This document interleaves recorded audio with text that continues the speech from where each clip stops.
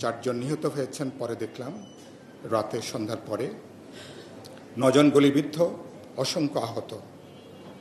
এবং যে ছবি ছাপা হচ্ছে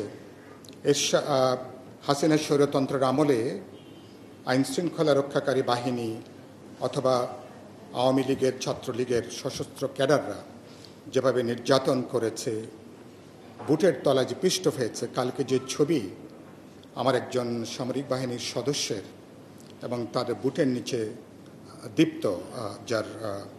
দীপ্ত সাহা সম্ভবত তার ছবি যেটা হয়েছে, তাৎক্ষণিকভাবে দেশে এবং সারা দুনিয়াতে ছবিটা এটা খুব ভাইরাল হয়েছে, আপনারা সবাই জানেন। মানে এটা মেলানোটা খুবই কঠিন হচ্ছে। আবু সাঈদের শাহাদাত বর্ষণে 1 বছর পরে, ঠিক 1 বছর পরে গোপালগঞ্জে এই ঘটনা। সন্ধ্যার পরে আমরা পার্টি বিবৃতি দিয়েছি, গণতন্ত্র মঞ্চের আমরা বিবৃতি দিয়েছি। আমরা তীব্র নিন্দা করেছি, প্রতিবাদ জানিয়েছি এবং বলেছি সরকার এবং প্রশাসনকে এবং তাদের অবহেলা, তাদের অমনোযোগ, পেশাদারিত্বের ঘাটতির জন্য এই ঘটনা সংঘটিত হয়েছে। এবং আমরা বলেছি অনুশোচনাবিহীন 1 বছর পার হয়েছে, এখনও ক্ষমা প্রার্থনা দূরের কথা, ন্যূনতম কোনো অনুশোচনাও আমরা আওয়ামী লীগ এবং এদের মধ্যে লক্ষ্য করিনি। সেই ঘটনা সংঘটিত হয়েছে। কিন্তু সমগ্র ঘটনা কদিন ধরে তো একটা উত্তেজনা ছিল, একটা আলোচনা ছিল এবং গোপালগঞ্জে একটা পরিস্থিতি তৈরি হবে একটা আশঙ্কাটা ছিল। গোপালগঞ্জে উত্তেজনা চলছিল, আপনারা জানেন, এবং কিভাবে আপনারা গেছেন, কিভাবে বেরিয়েছেন। কেন গোপালগঞ্জে যে আপনারা কি মুজিববাদকে কবর দিতে হবে, সেই কথাটা কি গোপালগঞ্জে যেই বলতে হবে? সেই কথাটা কি গোপালগঞ্জে যেই কি কথাটা বলতে হবে এটা?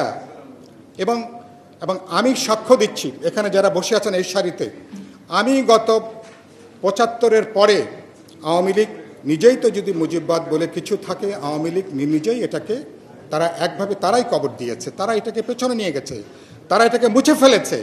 বিশেষ করে গত 15 বছরে হাসিনার ফ্যাসিবাদী স্বৈরতন্ত্র চালাতে যেয়ে এর যা কিছু অবশিষ্ট ছিল, দলটা কিভাবে একটা রাজনৈতিক দল থেকে একটা ঠ্যাঙ্গাড়ে দলে পরিণত হয়েছে, কিভাবে এটা পুরোপুরি একটা দুর্বৃত্ত মাফিয়াদের একটা সংগঠনে পর্যবেসিত হয়েছিল।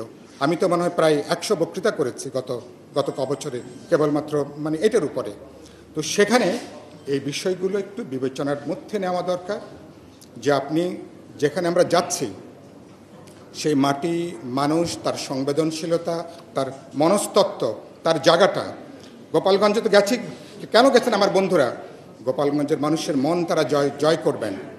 কোথায় তার সঙ্গে ফাইট, সে কথাটা তারা বলবেন, তাহলে যুক্তি দিয়ে, তথ্য দিয়ে কথাটা বলবেন এবং মানুষের সাথে আবার একই সাথে মানুষের সংবেদনশীলতাকে বিবেচনার মধ্যে কথাকে নেওয়া দরকার।